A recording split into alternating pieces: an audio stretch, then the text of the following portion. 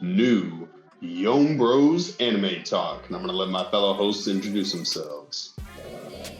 What up, everybody? It's Klepto, Twitch and Twitter. What's going down? It's your boy Love It, man. Love it, man. Love it, man. What's up, y'all? Y'all already know it's that boy Flossy B93. Floss the boss. Bo. And it's the last name man, Tiggin T. TBT. Let's get started. Now, for those of you that don't know, this is our death battle episode. And so for our first death battle, I have my Zanpakuto all ready to go. Boy. Go ahead and get it popping. We have Or my net. Let's get right Captain into it. Toshiro Hitsugaya versus Hiei the Forbidden Child. Toshiro Hitsugaya is a captain of one of the squads from Bleach. Hiei the Forbidden Child is one of the criminals that Yusuke Urameshi has to hunt down in one of his first cases as the spirit detective. Who would win in a knockdown, drag-out death battle? Give it to me, gentlemen. So here's my concern. We know that ice don't work on Hiei. But also, does spiritual pressure work the same way in Bleach on Yu Yu Hakusho character? That's my only caveat. If it somehow equalizes, right, then in my opinion, I think Hitsugaya got a fight on his hand that he not prepared for, because ain't no amount of Ice Dragon Bankai gonna save him from Hiei, in my opinion. So I'm leaning Hiei side simply because I know ice doesn't work on him. He can move faster than you can see, and he tamed the Dark Flame Dragon. Yeah. So I'm strongly leaning Hiei. That's assuming the powers are on equal footing. It's a random encounter somewhere, and like there's no Bleach hacks where it's like, oh yeah, he has more spiritual pressure, so I'm gonna cough up the lung. Like, nah. Not the hacks, bro. That's a hack, bro. How you gonna tell me, bro, Ichigo could beat Goku because spiritual pressure? Bro, get that out of here. I don't want to hear that. I want to see them throw hands. 100%. Oh, Ichigo not gonna throw hands. You know, Ichigo got weapons. But nah, hold on. Ichigo did pull up on all them captains and just do straight hands. And Ichigo was on the delinquent out here. He pulled up on the lieutenants and did straight hands. Wasn't there a captain in there? There wasn't one captain in there? No, it was the lieutenant of squad 1 is who you're thinking about. Okay. It wasn't no captain. He was not fighting no captains without that sword. I mean, but Ichigo was a whole delinquent out here, though. Okay, He was. oh, for sure. Okay. But hold on. Okay. We're talking about Shiro. Okay. Klepto. So, to get back to the topic at hand, I'm gonna go counter argument. I don't think spiritual pressure is a hack. Well, in the sense of this battle, I wouldn't use it as a hack, and I don't think it's a hack. Personally, we've had this conversation off pod, but I feel like the way Bleach scales to other anime is one, unfair. So anytime you throw a Bleach character in comparison with another anime's character, I feel inclined to lean towards Bleach because of how busted the power scaling is. But to just dive into this with some details a little bit, I did not know ice didn't work on Hiei until today, so that was knowledge I did not have. However, considering the strength level of Toshiro Hitsugaya, and not only the strength level, but his intelligence, he would obviously be in the fight, find out that his ice attacks aren't stopping Hiei. But I feel like he would be able to adapt and use his ice in a way that would give him a leg up. Now, I'm not saying that would give him the win, because like my friend Flossy B also said, Hiei has the Dark Flame Dragon under his control, and we all know that's some real shit. That's some you better buckle up your pants, boy. It's gonna be a long day type shit. You know what I'm saying? So I'm not saying it a short day. I'm not saying it's going to give Hitsugaya the edge for that it would give Hiei the edge in that case either. I just feel like the way spiritual pressure would help Hitsugaya compared to the way Hiei would manipulate his demon energy, I feel like Hitsugaya could use his ice in a way that would give him a leg up over Hiei. I do have a question. Is this Hiei whilst he's using his eye? Yes, you could. Access to all his abilities. Peak. Right. And we're not just talking about. And let me also say, we're not just talking about Hitsugaya's ice ability, because yes, his Bankai is known for the Ice Dragon, and he has the 3 lives that he has with his ice until the time, or the timers that he has until the time is up. But we're also talking. We're also talking using the Hado abilities. We're talking about using the.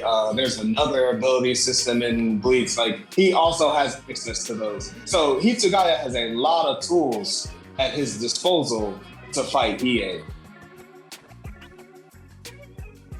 Definitely a lot of tools. A lot of. So what'd you think, Love It Main?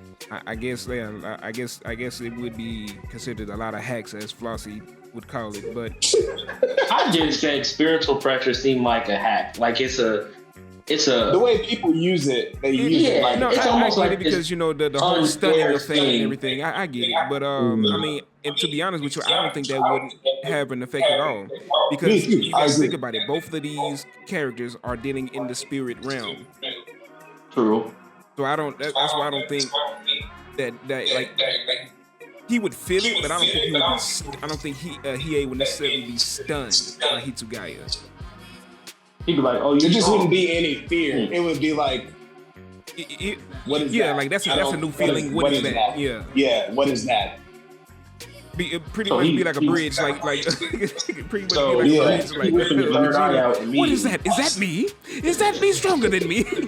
But anyway, I think what it really end up coming down to would be, as far as abilities go, it'll be a stalemate, because we all know that dark flame dragon is not a joke. Now, Hiei can freeze flames. We've seen this in the 1,000-year Bloodwood arc. But also, that dark dragon flame is another echelon of like hellfire, if you will. Yes. So while he may be able to freeze it, it's only going to buy him some time to get out of the way of the attack or something. It's not going to completely just nullify it. And the same goes for Hiei. He's not going to be able to just break through Hitsugaya's ice instantly, or be able to just speed blitz him. Now he's definitely going to have to use those illusions with the power of the third eye. But even still, you got to get past that ice. So go ahead. I think you wanted to say something. The only reason I'm saying he's invulnerable to ice is because Hiei is a mutant. So he's an ice demon. Mm-hmm. Right. But beyond we're shown. Let me go ahead and take this one, false boss. So during the events of the Saint Beast arc, you are shown one of the Saint Beasts. I believe it's the Azure Dragon is what he calls himself. Yeah. But he has ice abilities, but they're not anything near on par with what's encountered later on in the series that the cast has to deal with. Mm-hmm. But during the Saint Beast arc, the ice user uses his abilities and is able to hit Hiei in the leg. And Hiei shakes it off like, that tickled my wiener. Like, cute. Like, that's nothing. I don't give a shit. So ice attacks are not going to do anything to him, while he has shown temporary effectiveness from the ice, as in the ice does show up on his body. It's not doing any permanent damage, for one, and for two, within minutes, it's off. And that's due to the other half of his heritage being the fire demon side.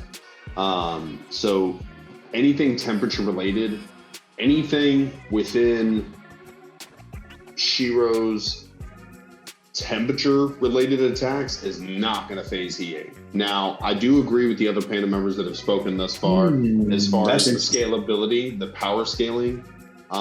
It's kind of hard to, we were discussing this pre-pod, that the scalability between the two animes is kind of difficult to put a finger on.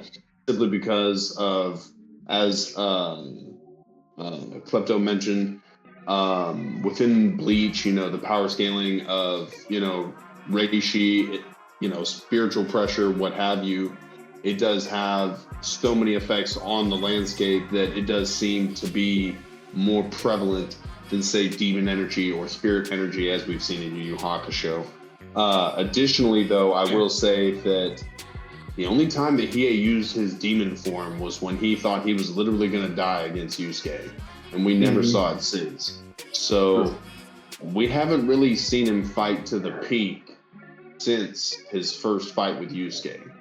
That being said, in addition to illusions, his third eye also, in kind of a certain sense, but not to the same level of like Katakuri, but it gives him, in a sense, kind of observation hunting. Okay. As he has it trained within the final season of Yu Yu Hakusho, it's almost like an intuitive, oh, cool, I know this attack is coming from this direction. Oh, I know I need to dodge this way. Almost like a force user can kind of like not necessarily tell the future, but kind of like preemptively, cool, I know I need to dodge this way because an attack's coming. Something similar to that. As well as if his opponent somehow eludes him, evades him, what have you, he can seek that opponent out. The only nullifier to that is we did also see immediately following the St. Beast arc, when they go to save Yukina, the Yukina retrieval arc of Yu Yu Hakusho, they put these talismans up on her window, and the talismans were able to block his third eye.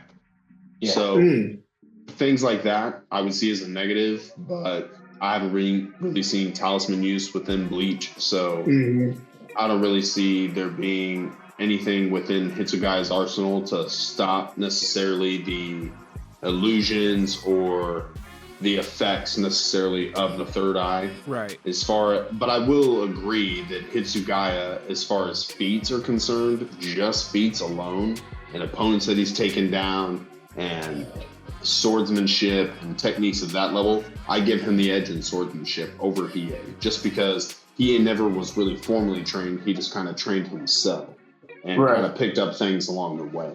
And that's why I was getting to saying that it would be more of a stalemate. Like it would definitely come down to their other abilities, as far as like I think CJ mentioned the Hados and things. The Hado abilities. Yeah. It'd be a good fight though. I think our other panel member's trying to unmute himself. Oh. Well. Oh, right. Here's a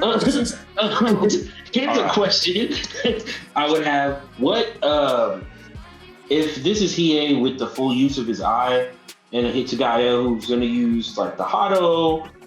Do we know that Hitsugaya has ability towards Flash Step? Like, what is... Hitsugaya can use Flash Step. He can? Yes. He can use Flash Step. Okay. Yes. So I guess my next question would be like, what is to what proficiency? So if I had to rank Hitsugaya among Flash Step users, the top being Yoruichi, I believe Yoruichi is still considered the fastest Flash Step user in the verse. So yeah, fastest and farthest. Second would probably Yamamoto before he died. May he rest in peace. And then we're talking Soifone, then Byakuya, and down the list. I would say Hitsugaya is probably around 10th, somewhere between 8th to 10th. Okay. In terms of Flash Step speed. So they're probably... That's just speed though, not distance. So yeah. I'm thinking of it as like we know that it's going to end up being like a close quarters sort of fight that potentially deals with who hits the hardest the fastest. Mm-hmm. What's Hiei speed? How fast is Hiei moving? Well, pretty fast. Go ahead, Klaus. I don't have, from what I remember, he's able to outspeed. It's been a minute since Yu Yu Hakusho. I know for sure he's... Go ahead. I was just going to say, so Sniper, during the Chapter Black arc, was driving full speed on a motorcycle, and Hiei was able to not only catch up, but exceed the speed. So what was the speed? I don't know what the speed limit is in Japan, but I would say roughly anywhere from 50 to 60 miles per hour. If I had to equate it, you know what I mean? We're not breaking the sound barrier. No, but immediately following that, Yusuke showed a feat that, being that during the Demon World arc, it was kind of Kurama, Hiei, and Yusuke fighting within these other kingdoms to seek not necessarily ownership, but contention for Demon World. Mm-hmm. So from what I'm seeing right now, go ahead. Hiei's speed is considered hyper speed in his verse. He moves fast enough to leave after images of where he was, and he uses that within the context of combat to hit multiple strikes and evade strikes at the same time. But it's not giving like a comparable. I don't need a number. Hyperspeed is a not finding a number. Yeah, hyperspeed is enough. And then the other thing is stamina. So because Yusuke and Hiei are on comparable stamina as well as speed levels, Yusuke performs a feat during the Demon World arc where he runs for, I think it's like, Corey, correct me if I'm wrong, but it's like 4 days straight. They run from where they drop into Demon World all the way to Ryzen's castle. So if Yusuke can do it, so I'm finding other analysis that's saying that that Hiei's speed is Mach 31,000.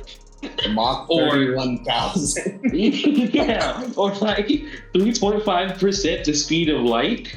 That don't even sound accurate. That sounds like some. That sounds ridiculous. Yeah, that sounds like some stuff fan got on the internet and was like, the main problem with that is that guidebooks were never put out for Bleach. Yeah. For Yu Yu Hakusho specifically. I can't speak to Bleach, but for Yu Yu Hakusho, what's it called? So for that, it's not like Dragon Ball and for Naruto, whereas it's easier to pull up. This is their ranking. This is their strength. And the only thing I'm actively seeing is that Hiei has hyper speed. It's often confused with teleportation, and that he's also able to fly and levitate.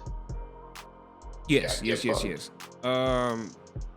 me see. So as far as him with Hitsugaya, who is, I think, is capable of moving at potentially the same speed. I also know Hitsugaya can fly.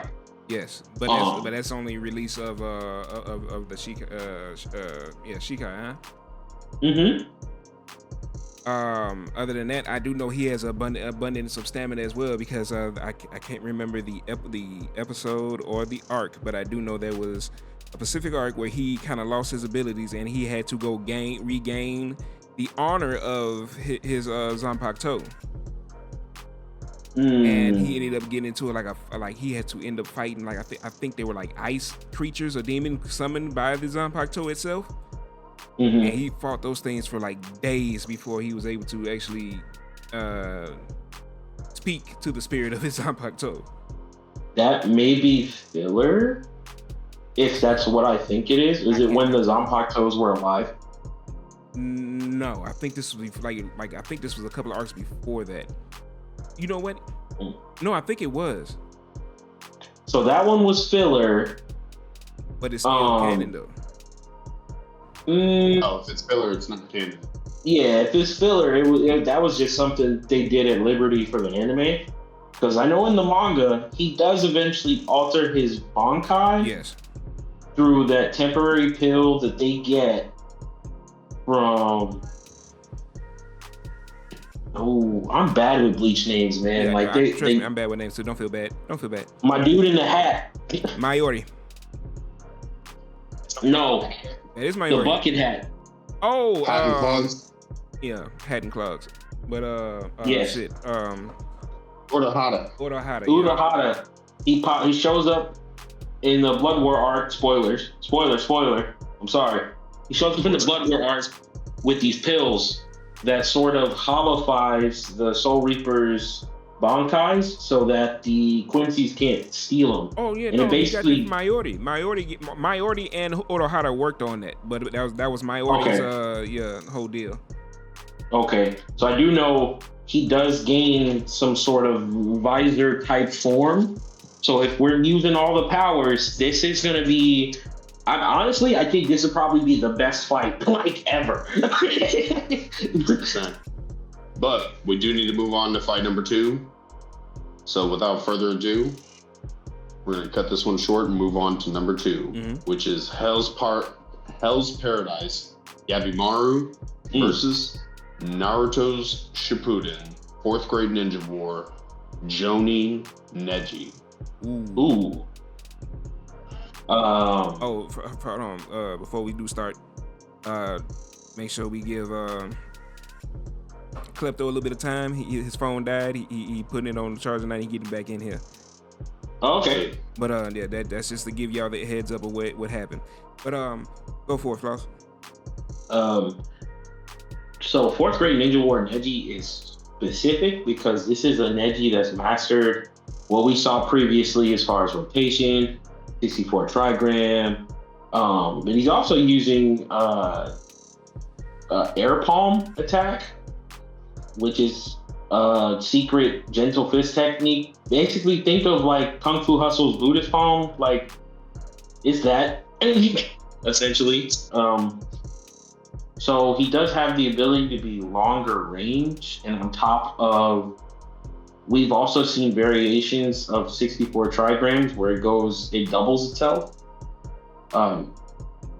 I would be concerned for Gabimaru if I knew that Gabimaru wasn't like a specially trained ninja who can recover from things like this. My only concern, in fact, for Gabimaru is, does 64 trigrams work the same way for chi as it does chakra? If this blocks his ability to manifest chi, then I think this is a walk in the park for Neji. But if it doesn't, then I potentially this is a very long-winded fight that does Neji have advantage in speed, do you think? Yes. Well, Neji has advantage in perception. Specifically, he'll be able to tell if and when Gabimaru decides to activate his ninja art, which is that fire he uses, or the Tao is also chi based. Let me correct you there, because I went and rewatched that specific episode when they was explaining Tao twice. It's not chi based. It's all it's everything. So it's they saying that for the Japanese it's chakra, for the Chinese and everything, that it's chi. It's all of it. Because for somehow all the different religions have formed into one thing there. Yeah. But I do remember that their chi-based attacks would hurt the immortals. Yeah, the Tao because they were essentially using Tao because they kept calling it chi. Yeah, they call it both. Yeah, you're right.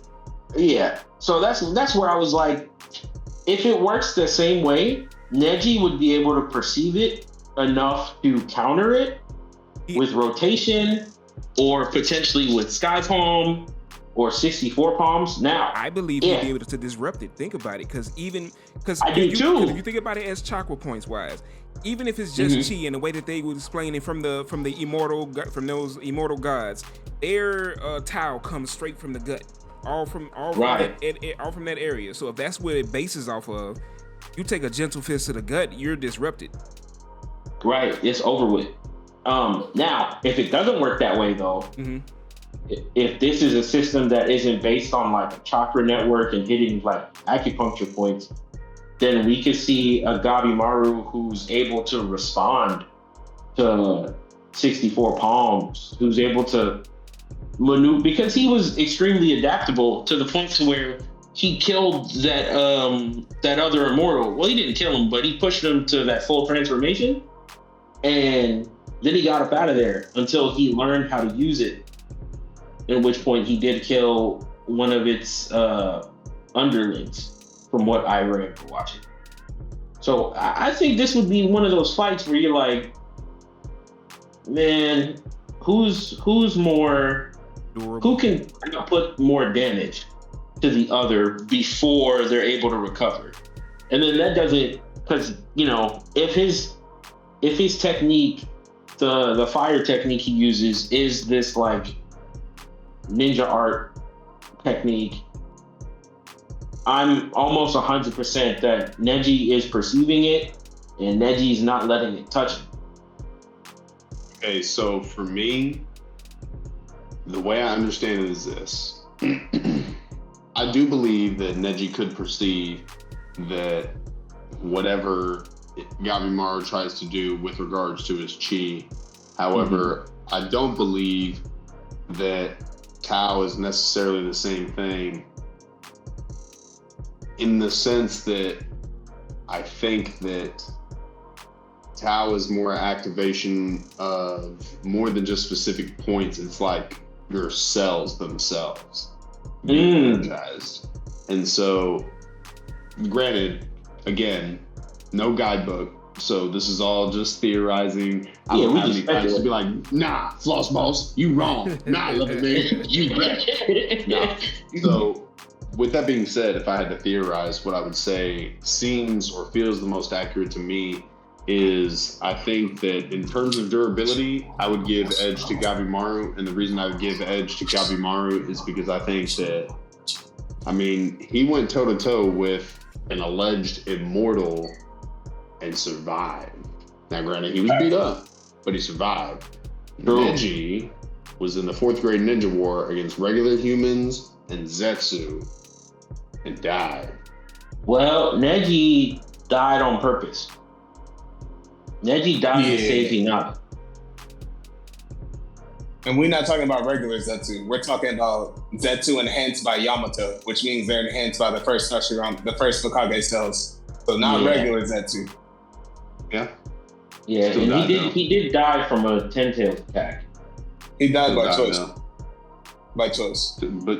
But still died though. Gabimaru didn't have to make that choice. But Gabimaru wasn't fighting the 10 tails. Gabimaru wasn't put in the situation to have to make that choice. So that's fair, because his old lady was somewhere else. Yeah. And the ones he loved and had to protect, he was able to protect and didn't have to put his body on the line like that. He was just better. He was just, good. There was also no good ninja. There was also no he was just also a good ninja. There was also no 10 tails. Was the 10 tails stronger than that immortal? I don't know. Yeah. Yes. I'm gonna say 100% yes. 1000%. 10 tails would have did that immortal dirty. I ain't gonna lie. 10 tails would have ate, bro. Took him out back like, oh, Yeller real quick, boy. Stop playing. Stop playing. A tail beast obliterated that thing. 10 tails would have said. 10 tails would have saw that full transformation and been like, hey, bro, you ever had a tail beast bomb? You ever had that? It hurt. It hurt. Boy, you look. We all agree. 10 tails had Star Bomb. Like 10 tails would have told him, boy, you look like a rose out my garden. Get on out of here. He would have picked him. That's what he did. He'd have plucked that boy. No more roots. Get done. So, suffice it to say, so far we have it being pretty much an even battle versus Hitsugaya versus Hiei. Yeah. And for Gabimaru versus Neji, we all pretty much agree that it would be Neji over Gabimaru. Yes. Yeah, I'm leaning towards Neji. I just wanted to be petty. I just wanted to get Carl to go. That was hilarious. I just wanted to get Kleptos to go. I'm going Neji. I'm leaning towards Neji. Yeah. I would say I side more with Neji, but part of me just wants to say Gabimaru to get Kleptos go. I'm concerned about Gabimaru because if he's surviving like 64 palms and he's the air palm and rotation's not doing nothing, he's gonna rip Neji's throat out of his back. If he survives. If he survives. So I feel like that's a war of attrition. Listen, my man Gabimaru is like a Pokemon that has.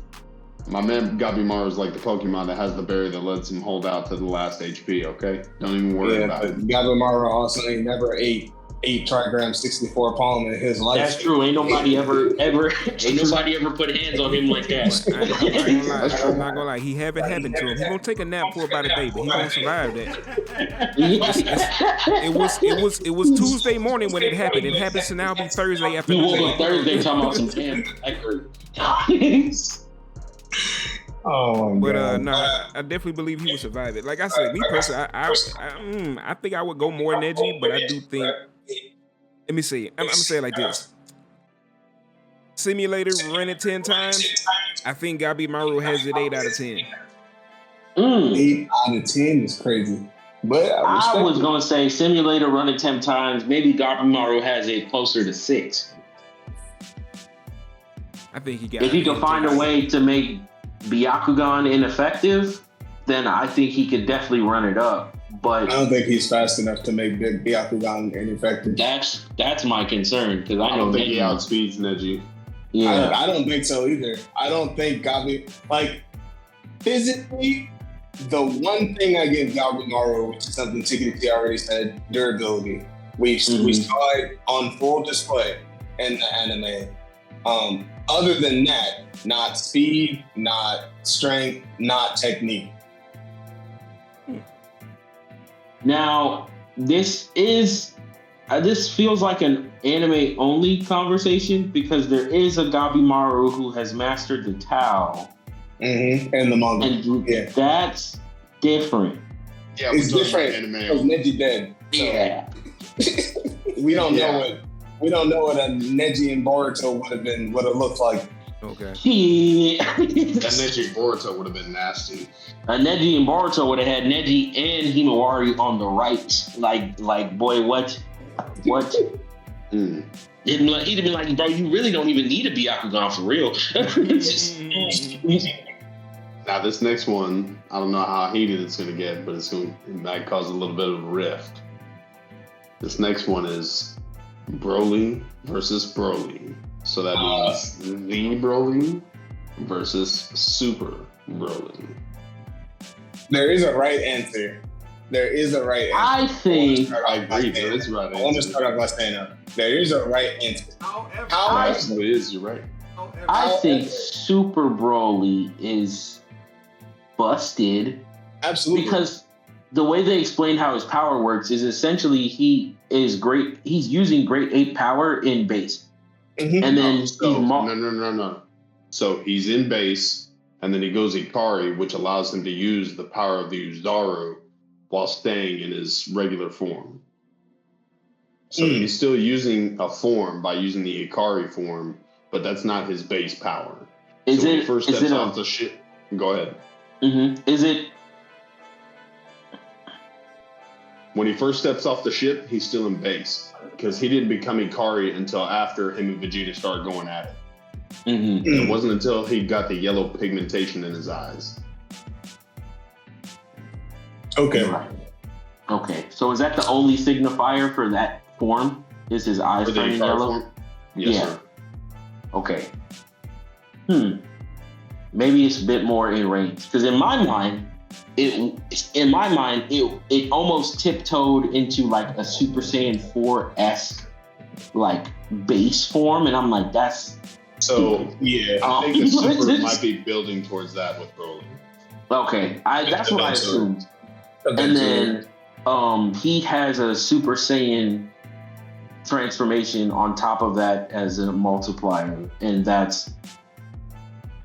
it was bad enough that him and Gogeta were trading blows to where they were going in and out of dimensions. Yeah. So there's a right answer. I'm leaning towards Super Broly because that's ridiculous. Also, he beat Frieza for an hour. Frieza ass. For an hour. God, he won't freeze in Golden. Yeah. just for kicks, bro, he won't freeze ass. He said they not here, so you getting this work. Yeah. Like the disrespect on Frieza was crazy, but Frieza brought it on. And they killed Panda. Nah, he really did. He really did. He killed Panda, so he wanted that ass whooping. The caveat to that would be original Broly was taking on. Well, no, that's not a good caveat because Super Broly was fighting. Yeah, OG Broly took on hella Super Saiyans, was mocking everybody. Yeah, there's no caveat. I ain't going. Yeah, there's no caveat. No, I'm for real. I'm not even trying to I'm not trying to speed run the matchup. Nah, I'm just trying to say there's a right answer. Okay, and it's because I'm like, wait a minute. But I would never in my life, even if I was a Saiyan, want to run into Z Broly. I don't not understand. At all. Brother was a menace. I do not, bro. Like you just said, he was mopping 4 Super Saiyans at one time. Like it was nothing. So the other thing works. The thing to think about is this. So you have to understand the timeline, right? So understanding that at the time when they met Broly, the people present had already gone through the Tournament of Power, which is much more grueling than anything that the Z cast had gone through at that point in time. And just the opponents they had to fight against, the circumstances they were put under, what have you. Whereas prior to fighting Z Broly for the first time, they just finished the Cell games. Mm-hmm. Trunks was still present. You have Trunks, Vegeta, Gohan, Piccolo. You have Tien, the normal Z fighters. And Z was a menace. I mean, absolutely. You said it best. Like, if you were saying this is not the Saiyan you wanted to pop off on. But the other thing to understand is that we're talking about 2 totally different aged Brolys. So the Broly that we see in Super is far older than the one we see in Z. Because the one we see in Z is... Really? I would think he was younger. So the one in Z was younger than the one in Super was. Because think about it. The one from Super is around the same age as Vegeta, and Vegeta is 5 years older than Goku. What? I didn't know that. That year dropping news on me right now. I did not know that. I would have thought Super Broly was way younger than Vegeta and Goku. Mm-mm. So Vegeta and Broly were in the... So whenever Vegeta was a child, him and Broly were in the chamber where the most powerful babies were kept, like the elite. Wow. That's crazy. I did not know that. Vegeta's in the center of the chamber because he's the king's son, and Broly's like within the next circle around Vegeta. Yeah. And the whole reason he's there is because his power level readings were off the charts. And then during the events of Dragon Ball Super Broly, the movie, they show elapsed 5 years. And that's when you see Bardock come home, meet with Guinea, see Goku in the back of their little house shop or whatever it is. Yeah. And then that's when they send Goku to go to Earth in his capsule. So, yeah. Broly is the same age as Vegeta. And Vegeta is 5 years older than Goku. And at that time, Goku's already in his 40s. Whereas the version that we see during the time period of close to 40. Goku is not 40 yet. Canonically, Goku is not 40 yet. I did look that up the other day. How old is Goku? Canonically, Goku is not 40 yet. I think he's 37 or 38. We're gonna look it up. I'm almost positive Goku is not 40 yet. Because I was like, Goku. Can we bet you daddy's on it? 50. I thought Goku was pushing 50, and I looked it up, and I was like, he's not even close to 50. Are we gonna bet you daddy's on it? I'm not betting you daddy's on it. God, bro. Wow.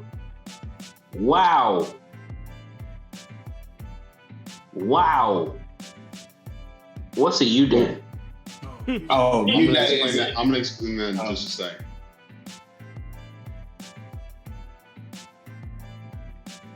But to continue, like I said, there's a right answer, and it's Super Broly. I would never want to run into Z Broly, bro. I don't ever want to fight Z Broly. I don't even want to be. Dragon Ball Super Goku is 41 years old, but could be 44 depending on which origin is used. 41. Okay, so he did pass 40. Oh wait, no, I'm seeing something completely different for Super. In Super, Goku's about 31 to 30 years old by the first episode, but chronologically, he's 38 years old. For GT, they said physically Goku's 42 years old, but chronologically he's 49 years old. Because he's dead for 7 years. So what I'm seeing is in Dragon Ball Super, Goku is 41 years old, but could be 44 depending on which origin is used. I assume that's because they're talking about in Z how things have been retconned. So either from 38 to 40, 38 to 44, somewhere in there. I mean, all I really got to say. I know that he's physically 37 years old, because remember he did die for 7 years, but chronologically he's like 44. 41. Yeah, after a 10-year time skip. I mean, to me, if y'all ask me, all I got to say about this whole thing is I agree with y'all, as the sentiment is pretty much don't want to run into Super Broly, but definitely scared of Z Broly. But y'all missing 2 other Brolys.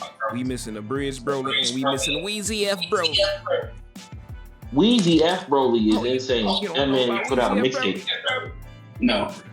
Put the SSJ 9K away. Put it away. Shout out. I'm leaning towards Shout Super out SSJ Broly. 9K. Put it away. But what I will say is that if you were to put Z Broly versus Super Broly in a fight, that would be a clash of the Titans, especially if you put them both at the same age and having the same amount of time. And the other thing is living conditions. They didn't have the same living conditions either, because the Broly that lived with Paragus and Z had a much softer time than the Super Broly. Super was on Pampa. I just don't think you can compare, bro. Like, I just like power level wise, you just can't compare. Because like you said, fighting Goku and Vegeta fresh off turning to power. I mean, he fought Vegeta going Super Saiyan God. You know what I mean? Like, so like I said, there's not really a power level comparison. Super Broly, in my opinion, would walk Z Broly. Like, it wouldn't be close. It'd be like flicking a fly. However, Z Broly is still out here mutilating mother. So I'm not trying to deal with him. I don't want none of that. I want no parts of that psycho party. He can keep. Although I will make one special mention though. Goku could have ended that entire thing if he hadn't learned instant transmission and had instead learned the far more useful technique of Force Spirit Fission. He could have solved the entire Cell Saga. He could have solved the entire Broly. He could have. Yeah. But that wouldn't have made for a good story. But Goku only trained with them for a little bit, and Vegeta went up there talking about some. What's the? I need your secrets. Run me the juice. All the records. Give me the trend. No. So, all right. So we all take Super Broly. Yeah. Yes. All right. Moving on to the 4th death battle, we have from the 4th grade Ninja War, Jonin Neji versus Jonin Rock Lee. Here's my issue off the bat. Here's my problem. This is a Rock Lee that can go 6 gates. And this is a Neji who he can attack the 8 gates and turn them off. But if it's at the point to where Rock Lee is going morning peacock, bro, you're dead. There's no rotation that's gonna save him. He's dead. So for me, I think if Neji can get to Lee before Lee hits the 5th gate, Neji all day long. Here's my issue. But if Lee gets the 5th gate open, cool, get wrecked. Understood. We all know the win con is Neji preventing Lee from opening the gates. He has to. Like, there's no debate. Like, in any fight against an 8 gates user, your win con is to win before they open the gates. Yes. Like, if Lee opens the gates, it's or be strong enough or fast enough to compete with, but there's not a ninja in the show who could do that. So I wouldn't say that. Who would compete with Rock Lee opening 6 gates? Not Rock Lee. Who competing with the Gate of Death? No. Let's put that up there with bullshit. Yeah, that's the highest level of hell no I've ever heard. My fault. I just had to make sure we clarify. No. This is why I love versus battles, because a lot of times people will rank Guy up to 8th gate of death, and I said no. Guy was never going to open that. He only opened it because it was absolutely necessary. And then we saw what happened. How you bend space-time. Right. Whilst running. What is that? I think if Rock Lee, I agree with Tiggity T. If Rock Lee gets to gate 5, even if he maybe even three. Yeah, I was gonna say if he opens up to 3rd, then he's done. Then he's dead, bro. And then, like, God forbid, 6. If he feels like he has to go 6th gate, bro, you're dead. My thing is, we all know that Neji is fast enough to close a gap on Rock. Yeah, most definitely. So, he's out the gate. Gentle fist, and right, it's gonna be tight. It's gonna be a tight defense fight. Straight up. Mm-hmm. No. I wouldn't count it out because we're talking about all styles, all their abilities, so you can't necessarily count it out. If Rock Lee is drunk, Neji's dead. Rock Lee. The only reason I say no to drunk is because Rock Lee can't open the gates drunk. Yes, he's not coherent. He's not coherent. He's not coherent. He did do it. He did not. He did. It was in a movie. He did it. Actually, he got drunk after he opened the gates. Movie's not canon. Damn. Anyway. I was gonna say he did that. Because boy, let's get Carl. I saw the movie when he took the medicine ball at 8 gates. I said, "Turn the show off." Hey, turn the show off. It's done. We don't even need Naruto to train, bro. Send him drunk after the Akatsuki. Everybody dead. But I wouldn't count Rock Lee drunk, but it's going to be the gentle fist technique, and it's going to be Rock Lee's ability to avoid getting his chakra points closed. Mm-hmm. I would also make the caveat that if he does get his chakra points closed early on, opening the gate would potentially overflow his chakra network, and it would. Yeah, he'd either explode or it would bring his chakra back. I'm not really sure 100%. I'm leaning towards it explode. You know what? That makes sense. Because opening the gates is such a big limiter release that it honestly could unblock the block. Yeah. Like, it would be like, there's so much chakra process here. It's gotta move. We got shit to do, bro. We gotta go. Right. And then, like, at that point, Neji would be like, damn, I'm not outspeeding this version of him because bro, this is assuming he's also not wearing the leg weights because that's why I was like, bro, this would be a great fight as if they're both Joni. Yeah, I would sit here and watch that all day because I don't think it's lasting more than 5 minutes, so realistically. No, I'm sorry. It is going to be a fight. I love Neji, but I'm sorry, bro. Rock Lee opened the gate. That's it. You're done. Just with the leg weights off. Yeah, it was especially with the boy. You can't even see him. Hey, you gotta have the octagon. If you hit that 8 trigram, all you hear is "Again, like Yep. As soon as they start, Neji gonna be like, "Oh nope, air palm, get away, air palm, nope, air palm." Like, if he is even like 2 gates open, I feel like he'll be fast enough to stay within Neji's blind spot. So every time he try that rotation, all you gonna hear is nah. My neck, stop it! All right, stop it! You gonna push Neji to a point where you hear him, Kito. That's it. Everybody dead.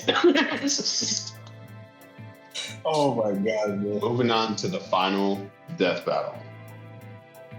Last but certainly not least, One Piece post Wano, Trafalgar D. Water Law versus Captain Eustace, aka Useless Kid.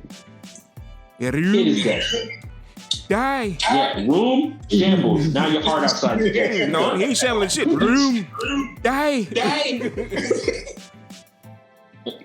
Oh man! Don't let him hit him with the gamma knife neither. Like it's just, I think those two are they're only comparable because they're all from the worst generation, right? And people love to compare them both to Luffy, but like Law would murder Kid. Like it would be horrible for Kid because like he hit the room. And now, like, your legs where your arm's supposed to be. Right. So. Oh, he hit you with that suture and you can't move. Yeah. Go ahead, For me, no, you're good. For me, what I think it is I think that although I would say arguably Shanks is much stronger than Blackbeard, I think the argument can be said for Law that dealing with everything that he had to deal with versus Blackbeard, he still performed better. And given the situation, I don't know that he would have come out on top of Shanks either. But I think that he would have performed in a much more discreet and better fashion than Kid did. Yeah. I think that Kid was just looking to settle an old score and didn't realize that he was a big fish in a small pond and should have stayed in that small pond. He has no business being in the new world. The interesting thing about Kid pulling up on Shanks was that if Shanks didn't have the mastery over his hockey the way he did, Kid would have obliterated his crew with that shot. This is true. And part of Elbaf. But Shanks, being who he is, said, "Oh, you bugging."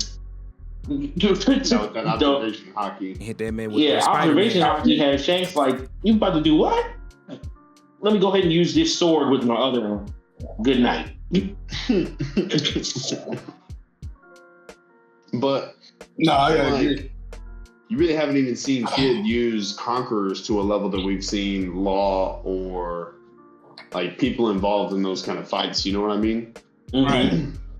I just don't think to say that he doesn't have it, but he definitely has it. I think it's been seen and confirmed that Kid can use conquerors. I just don't think he has enough tools. I don't think he has enough tools. I definitely don't think he's explored his double fruit enough to be able to compete. Yeah. If I'm not mistaken, that blast he used on Big Mom, isn't that his conquerors? That was like his ultimate move at that time. But right, isn't that like infusing his conquerors into his devil fruit? Okay, that's what I wanted to say. Oh no, that was awakening his devil fruit. If I'm not mistaken, yeah, that wasn't him and Law. So that wasn't his conquerors hockey at all. Okay, I misunderstood. I thought that was supposed to be his conquerors mix. You know, like okay, but I got you. Okay, with that being said, the only people that did the conqueror infused techniques were Zoro and Luffy. Right. Okay. From the people that were on the Alliance. Right. So with that being said, then I definitely would say that Law has him because, I mean, the room is a horrible situation in its own right because he could do so many things within that space. And he could keep double fruit because I just don't think Kid's double fruit stacks up to Law. It takes him too long to gather material to do anything. Yeah. Like, don't get me wrong. You fuck around and somebody has the material already next to him or something, then he can pull something out. But it takes too long to gather the material to make anything happen. But even at the same time, if he's pulling stuff towards him, if I'm Law, I activate room and I'll just switch out a bomb for when he's pulling towards me. Literally. Exactly. Or take out his heart like he did old buddy. Yeah. It's just too big I feel like it's too I know the way Oda has it set up and the way the fan base will have you believe is that they're comparable, but when you really break it down, like we're breaking it down right now, he is third seat. Yeah, I don't see Law I don't see Kid really fucking with Law, to be honest. I really don't see the comparison. I don't see how they're considered to be on the same level strength-wise. Law, to me, has done more. You've seen him flex his conquerors. You've seen him awaken his devil fruit. You've seen the multitude of abilities his devil fruit allows him to use. I just don't see Kid being able to really compete. Being able to flex Conquerors into his attacks as well as being able to flex it to negate somebody else's Devil Fruit ability. Yep. To negate the whatever that disease fruit is that one Blackbeard pirate has, to where he can. The doctor. Yeah, the doctor. Turn into a woman. Yeah. The same way Ivankov can do the hormone thing or what have you. Right. So to be able to have Conqueror strong enough to negate that, I mean, that's nothing to throw stones at. And furthermore, Law thinks incredibly strategically for being a part of the worst generation. And when he doesn't have allies like Luffy, he execute plans pretty well. With that being said, I think that the Blackbeard fight, in my opinion, could have gone either way. It wasn't like Blackbeard walked Law, in my opinion. No, but it's also a Blackbeard who has 2 Devil Fruits. Yeah. I think it was, at that point in time, it was just too much. Like, fresh off of 1-0, you gotta fight a Blackbeard that not only has the dark fruit, but also has the strongest man in the world, or was the strongest man in the world's fruit. Like, that world shattering Devil Fruit is nuts. Wave fruit. That boy. It is insane. Insane. It was disrespectful. Disrespectful is right. Whitebeard showed up to Marine Ford and was like, "Here, I brought a tidal wave with me." Just real quick. Kainu was getting work too. Kainu saw his light flash before his eyes. He said, "Ah." Hey, he punched Ace and he was like, "Yeah," and then he saw Whitebeard and was like, "Oh wait." Whitebeard was like, "It's too late." Whitebeard became Jamaican real quick. Me not even on my shit. Nah, that was some Haitian shit. I'm the captain now. And yes, he Captain Phillips that boy bad. Nah, and dude, I think honestly, Blackbeard, like for the free 99, I foresee him going after the admirals at one point. Like, obviously, hear me out. So, the reason I could see it happening is because he's got the perfect Devil Fruit to do so. Because as far as for Akainu, maybe not Ryogoku, and maybe not necessarily Fujitora, but I think he could deal with Fujitora, and I think he could deal with Ryogoku. But as far as Borsalino or Akainu, get wrecked. Like, your Logia fruit means nothing. I have the dark fruit. Get wrecked. Like, I'm just gonna, it's all gone. Oh no. I can see it. Well, him versus Kizaru would be interesting. Light versus dark. Get to see how that plays out in One Piece. I mean, it'll be the same thing as Ace, I feel like. It'll be him trying to use those light attacks against Blackbeard. Blackbeard's gonna be like, yeah, I'm gonna suffer twice the pain, but I'm just gonna absorb it. Oh no, I feel like if Ace is trying to kill Blackbeard instead of bringing him back, that fight would have gone way different. But that's another conversation for another time. You would have seen Ace pull up time out. Son. Yeah, because Ace didn't pull out the sun attack until the end, and he didn't even use flamethrower. So like, I feel like if he was trying to kill Blackbeard, that fight would have went way different. I think Ace would have pulled up on some 7 Deadly Sins. On some run the fade. Forget all the friendly introductions like flame pistol. Like, let's run it. Right. He'd been like, well, I'm dumping on you. Your father told me to bring back your head. Mm-hmm. I still feel like the dark fruit just gets too many advantages. Oh yeah. I mean, plus we still don't know. So I think it does, so long as you can survive what's coming at you. Like, we still don't even know what all their fruit does. Like, I know that it suppresses other fruits' powers in darkness, but that's like on the base level. Like, what's specifically a Logia fruits? Like, what does it do? So it causes him to suffer double the pain. He what's it called? He suffers double the pain from attacks. I'd hate to see it awaken. For Logia and Paramecium users, so like anybody like Katakuri, Borsalino, NL, he can basically absorb their shit. Like, cool, you send it at me, I'm just gonna create this big old black puddle and it's just gonna absorb all your attacks. No big deal. So you gotta be a hockey user. Yep. Yeah, That's so why Clark went up there. Clark went up there and was causing issues, boy. Well, I think that's why he was so afraid of Rayleigh. Yeah, because Rayleigh and number Shanks. 2. And Shanks. You know, He ain't want no smoke with Shanks at Marine Ford. He ain't want no smoke. Well, he's not about I to would pull up on never Garp either. fight Shanks ever. Because There's not a day in the week where I'd be like, you know what? Shanks run the ones. No. One arm, no arm, leave me alone. Something wrong with you. He got issues. What's it called? I know we're on Law versus Kid, but I just want to say at some point we definitely do need to have a conversation about who would actually take the bacon home in the name is it's gonna kill me, but the Ice Admiral. The Ice Admiral. So Aokiji versus Blackbeard. If they had to really run the fade. Blackbeard. Man. But yeah, we can put that one down for another time. We're gonna put that down for another time. We're gonna move on to the anime question. What would your curse technique and domain expansion be in Jujutsu Kaisen? Technique. Ooh. And you have to have if it's too busted, you have to have debuffs. All right, I'll go first. I'm gonna switch up mine a little bit from earlier. I'm still gonna be a cursed energy manipulator. Still gonna be a swordsman. But instead of shuriken, manipulating shuriken with cursed energy, I think I'm gonna be able to manipulate people's. I'm gonna steal from Naruto real quick. So I'm gonna be able to manipulate people's eyes with cursed energy with my eyes. So pretty much what's gonna happen is I'm gonna funnel cursed energy into my eyes, and if I'm able to make eye contact with my opponent, I control what they see. Like I could disappear like that. Like Genjutsu. Right. The drawback is I can only do that to my eyes 3 times. 3 times. That's it.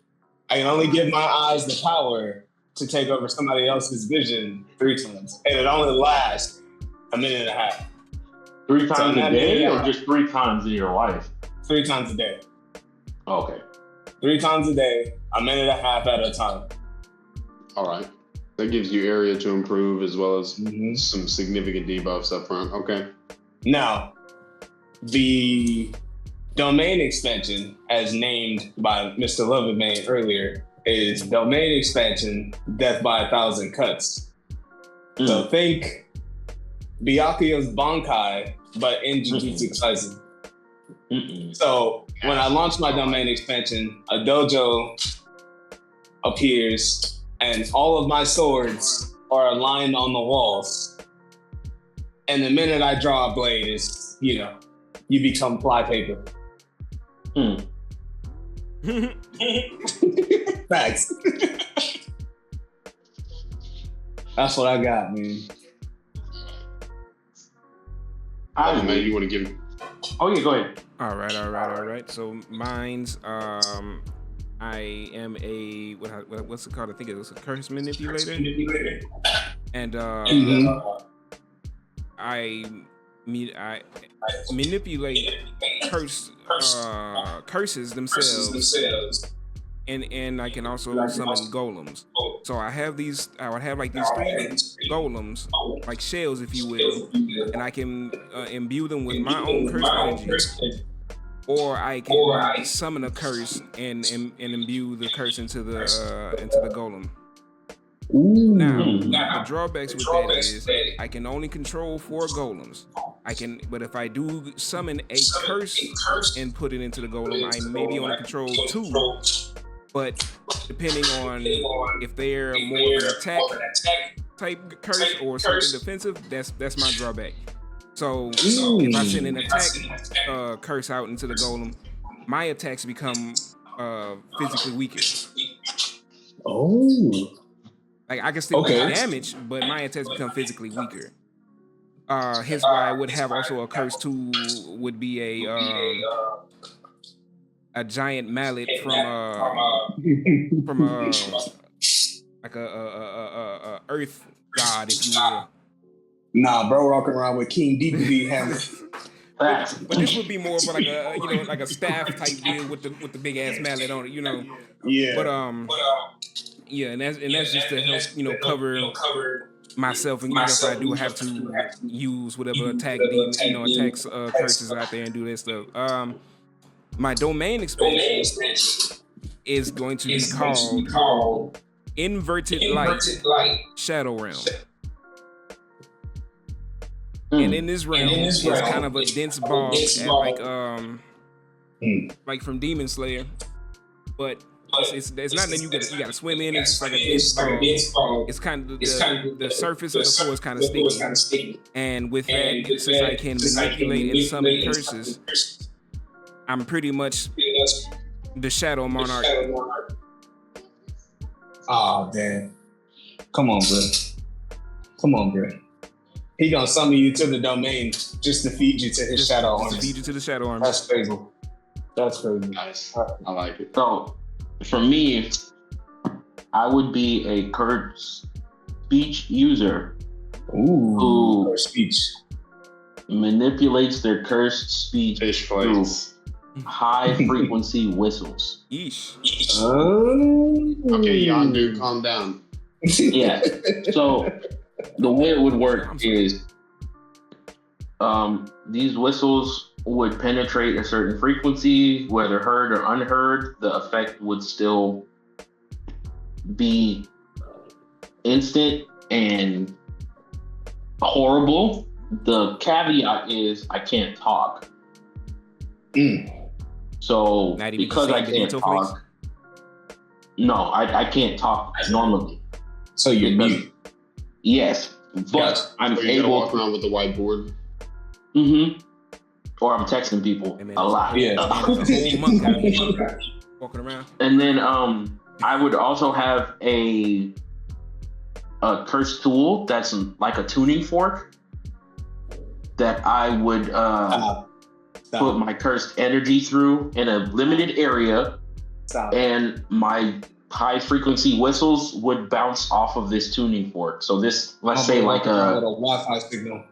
Yeah, essentially it works like that, except whoever is hitting, they're having a bad day. The domain expansion would be, I'm calling it Maestro's Concerto, a Maestro's concert. Essentially think like an opera, but it's me. Don't tell me this is where you get to talk. Don't tell me this in this room. This is where you get to talk and just everything just gets obliterated. But I'm not talking. I'm singing. It's a concert. Yeah, it's an opera.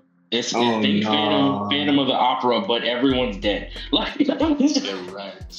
But that's the caveat. I can't talk normally. So in my regular life, I'm mute until I hit the domain expansion. Then I'm freaking Beethoven, Mozart. Like it's a problem. But after that, I'm not able to do my high frequency whistles for a week just because I didn't use way too much cursed speech power. There's definitely a drawback off the rip of that. Yeah. But yeah, that's essentially what I came up with. It's turned into a whole concert hall and he just standing there, you should let me love you. And they just Mario is crazy. So for me, what I came up with was some collaboration. It's pretty busted. So I have the Divine Pact that makes it to where I'll mention the debuffs first. So I cannot use any cursed objects or cursed weapons. They won't allow me in the same way that in other animes you just can't equip it. It won't limit. I just can't even grip it. It won't allow me to. It almost like shocks me if I try to grab it. As far as advanced curse techniques, with one exception, I can't use any advanced curse techniques. So like Black Flash or certain clan techniques or people's individual techniques like the Boogie Woogie, can't do anything like that. However, my Divine Pact is that I'm able to manipulate my cursed energy similarly to how ki is manipulated. So not necessarily with like a bunch of ki blasts or like Kamehameha waves at Jujutsu Kaisen, but more so on the level of, cool, I'm turning Super Saiyan 3. Get fucking wrecked. Like, my durability, my strength, and my speed have all been increased through manipulation of just pumping massive amounts of cursed energy into my body like I'm Bane. And I'm just taking venom, just like... We're just a bird shit house over here moving around like... Because I'm about to be out here letting everybody know that I am the Baki Hanma of the Jujutsu Kaisen world. I'm the booty warrior. I'm out here for curse. Not the booty warrior. Stop. Listen, Chris Handsome. Stop. I call you Chris Handsome. I called you Chris Handsome. That is crazy.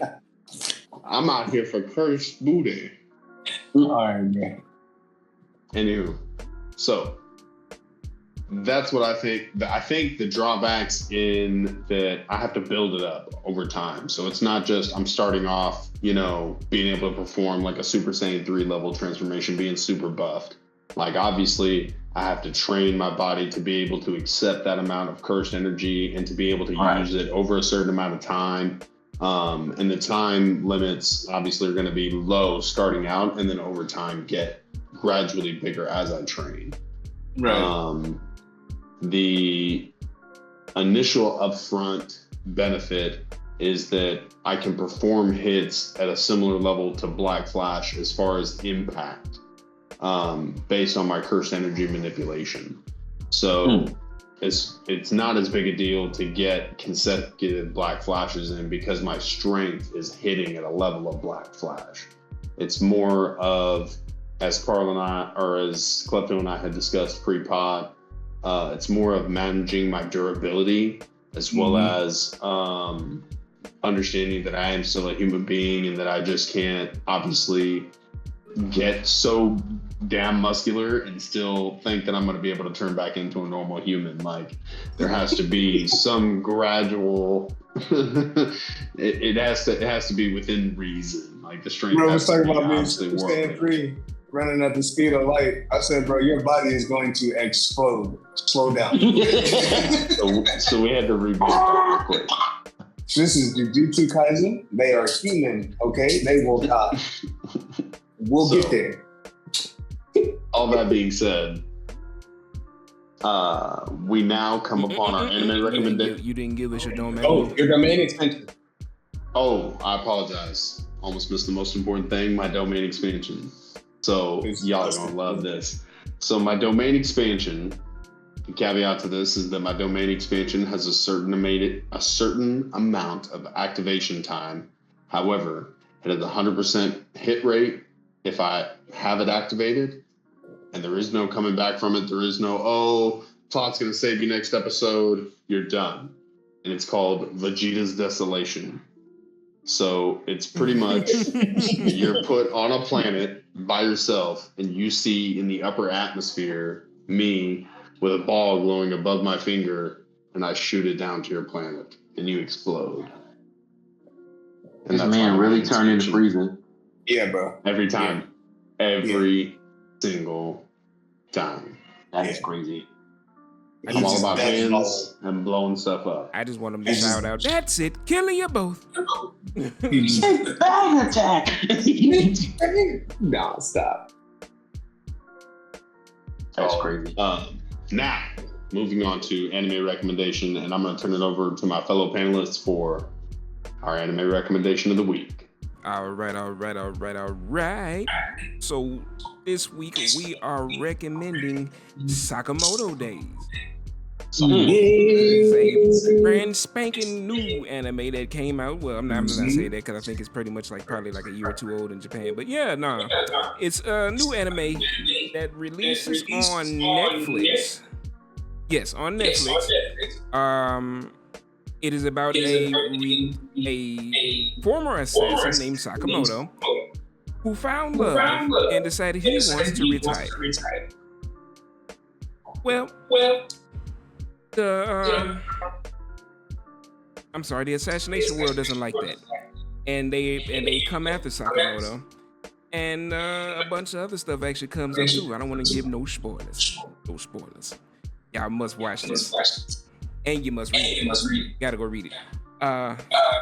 Definitely read it. The manga's pretty good. Manga's pretty good. I'm not that deep into it. Saturday nights, and from beginning. Is it only on Netflix? Only on Netflix. Only on Netflix. But it is, I don't know if it's subbed, but I know for a fact it's dubbed. And what I will say is, for the free 99, I'll tell you, for being a non-energy based attack kind of show, it is action packed. I mean, it has I wouldn't even call them slow moments. I would say there is moments where there's non-action scenes occurring during the anime, mm-hmm. but when there's action, buckle up. They give you action. It's John Wick in anime. John Wick in anime. John Wick in anime. On steroids. Tell me I'm wrong. John Wick on steroids. Yes. Okay. 100%. I'm definitely gonna be starting this week. Oh yeah. I'm definitely gonna be checking that out. It's been busted as hell. With that being said, this has been another episode, the first episode of the Yon Bros Anime Pod. Yon Bros. Thank you for being with us, and as always, tune in, like, subscribe, comment down below. What would your curse technique and domain expansion be if you were in Jujutsu Kaisen? Yes. Thanks for being with us. Let us know. You can make something up, so don't be shy. Yo!